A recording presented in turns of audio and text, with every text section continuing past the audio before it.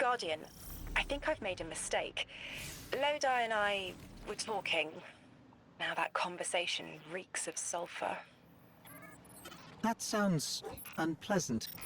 I should have noticed it sooner, before the conversation spoiled into argument. But I didn't.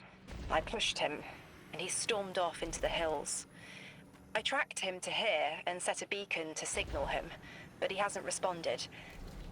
Find him. Send us his last known heading. We'll find him.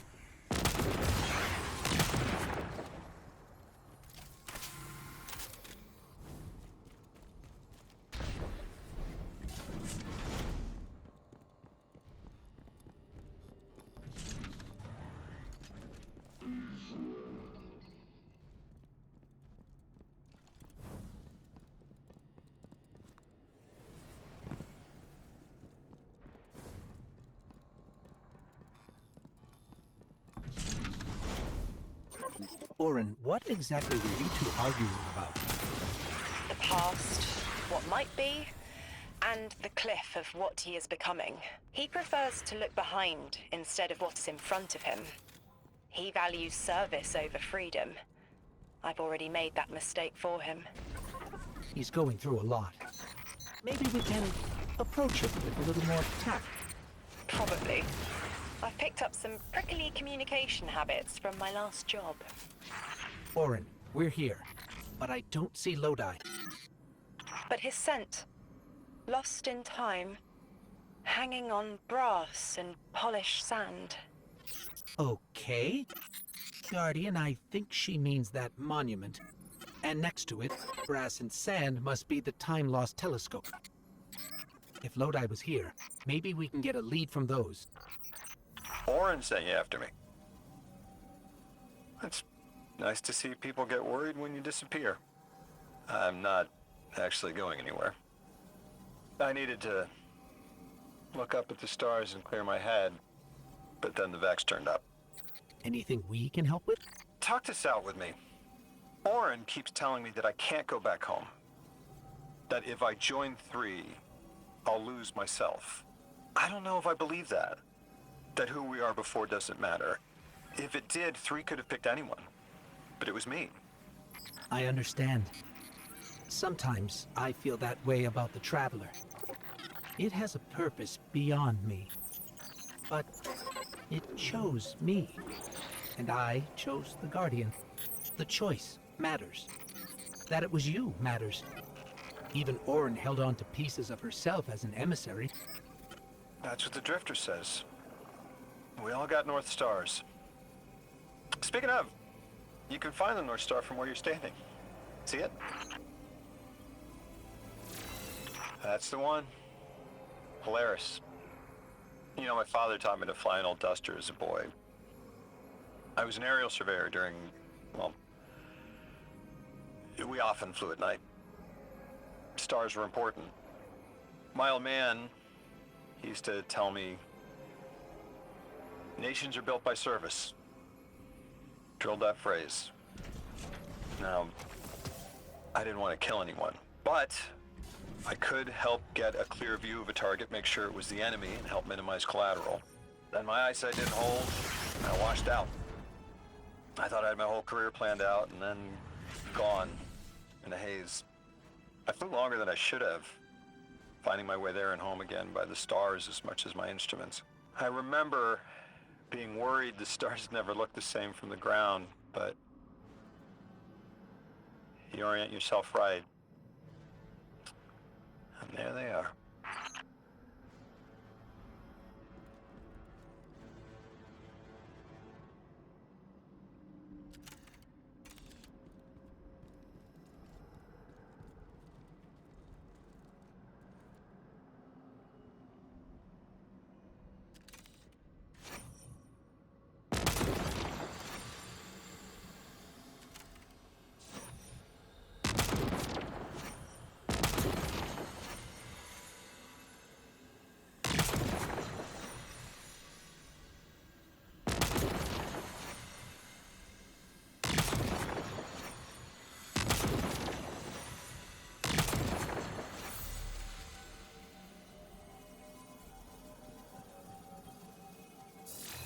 Our crew used to joke that we were sighting targets for Orion's next hunt, guiding his arrows to the hearts of evil men. We thought we could make killing fair. I'm not that naive anymore. But as an emissary, I could still put a finger on the scale. A check. Sometimes that's all you can hope for in the world. To shift it just a bit in the right direction. That's what I like to think we do with the light and the darkness. They're powerful, but it's who wields them that matters.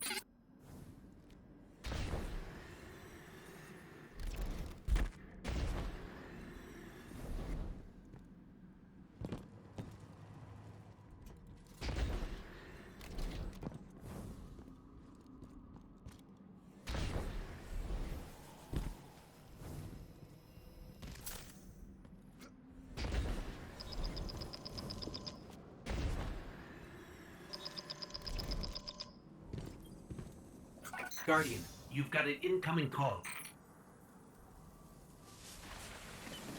The position of emissary is not a comfortable one. Hanging between, a mess of secondary colors caught in a minor key. The Nine need emissaries to understand humanity. Their subjective reality is fundamentally different from yours. Lodi is trapped in the present participle, becoming, transforming, beginning to hear the stretch of magnetic fields, learning to bear the touch of the Nine like acclimating to lightning strikes. The Nine don't understand plain, mauve disgust, how we react to the changes they put an emissary's body through. My choices and the pain they brought me are my own. I'm not Lodi. His pain, his choices, his changes, gerund again. He is wrestling with them. Have patience with him, now and in future.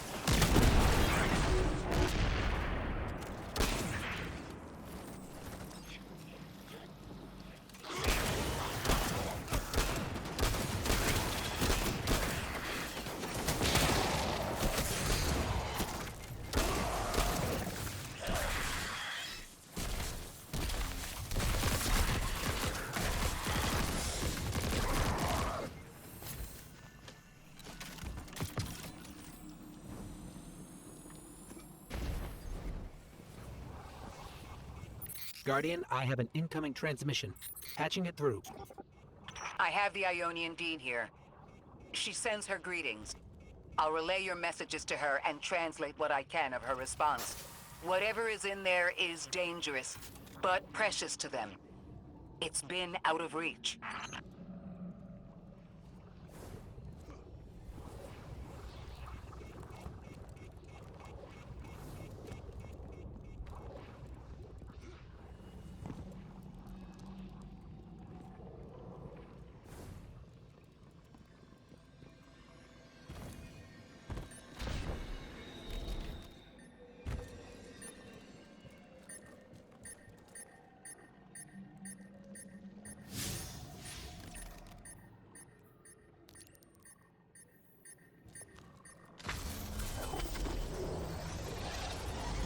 I've been standing under the stars thinking about orbits. How sometimes the pull of gravity between bodies is symbiotic, and other times disastrous. You can destroy an entire solar system by placing one aberrant mass into the balance, skewing the gravity of a closed system. I'm beginning to worry Lodi might be such an aberration. I didn't have a solid theory until we realized the Vex were involved here. Maya's collective seems to be looking for the same things Lodi is. If their motives are aligned, other things could be too. I want you on this. Find out what the Vex are researching. And take note of how Lodi reacts. If their orbits intersect, make sure we know how.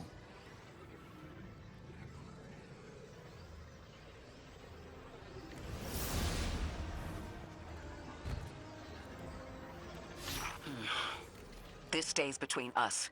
You know I've carried my suspicions around our arrival here, around Lodi.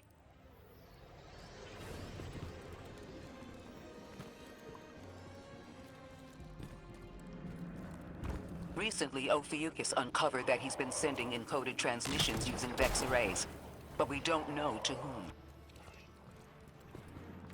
He's exchanging information and pretending to be a lone agent. At the very least, he's sending out information and lying about it. I found the locations of the arrays. I'm forwarding them to you. Scrape their data and send it back.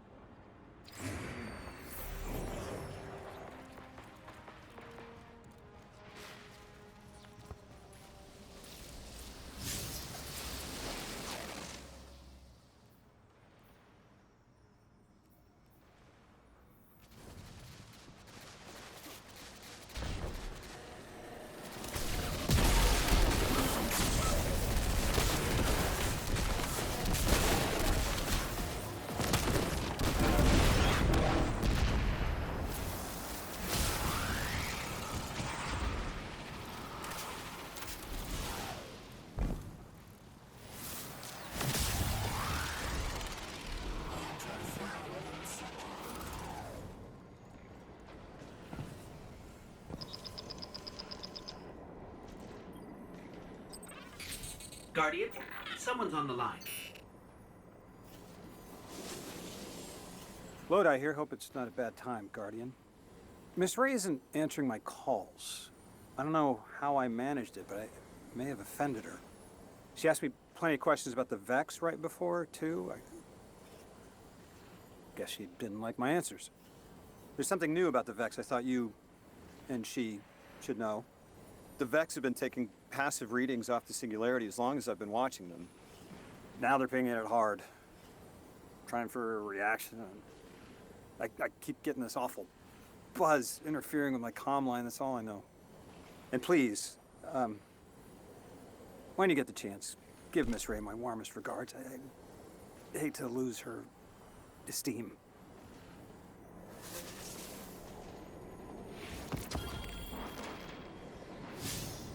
I can't figure you out, Lodi.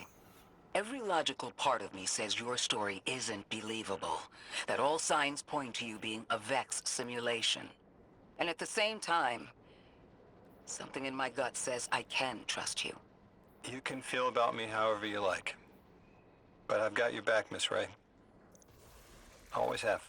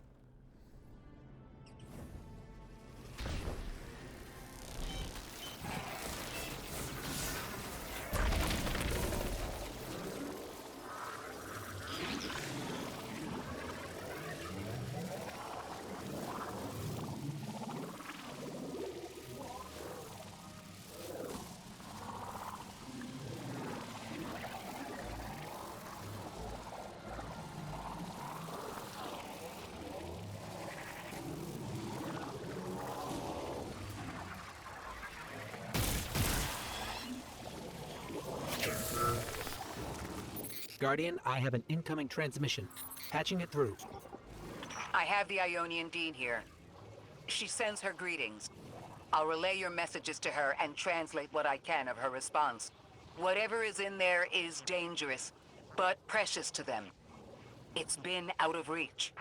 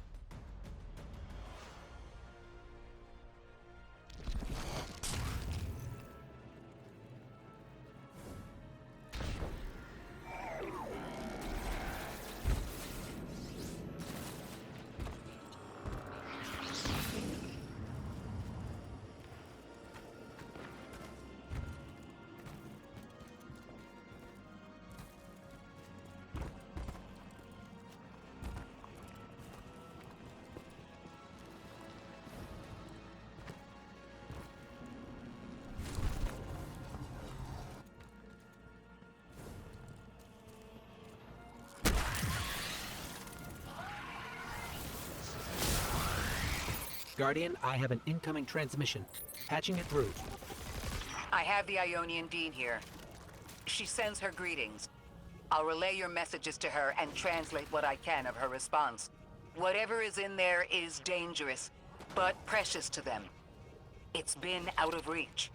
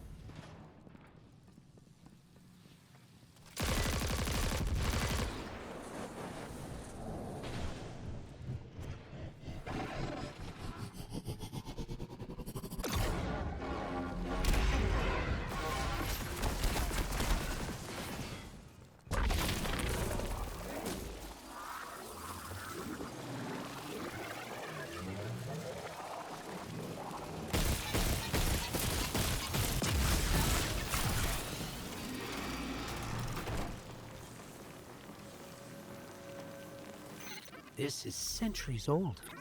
It looks Ionian. And by the scorches, it also looks dangerous. The Dean speaking. Hold on. That object is a time-sped transfer or mixer. Wait, I understand now. It's an engine of some kind. What happened to them? Did something go wrong? They tested the engine. Oh, that's terrible. I understand the precaution. Apparently they were unable to contain the energy output, and it's good that the House of Exile hasn't uncovered it. The Dean agrees. She says they've been seeking a power source to rival the Holy Anomaly. We'll keep it out of their hands.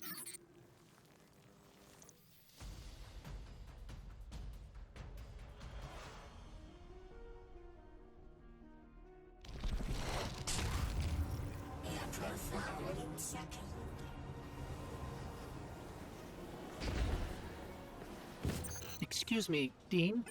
If this energy engine is so dangerous, why make it? Just something I've been wondering while we were carrying it. She says at first they thought it would be a catalyst that would make them able to connect with the Holy Anomaly. To make them all timeless? She makes it sound like an engineered biological time loop. Functional immortality? Incredible. That would definitely make it easier to settle here and conduct research. The city has sought powers we weren't sure we could handle before. There's something human about that. The House of Exile never forgave sealing away the engine. The Archon convinced their people it was necessary for their survival. It sounds like it wasn't just one thing that broke down between the Ionians and the House. But this seems to be the first. The Archon used it as a wedge to drive their people apart until words failed. Sometime after, the exiles sealed the way to the horizon and took up arms.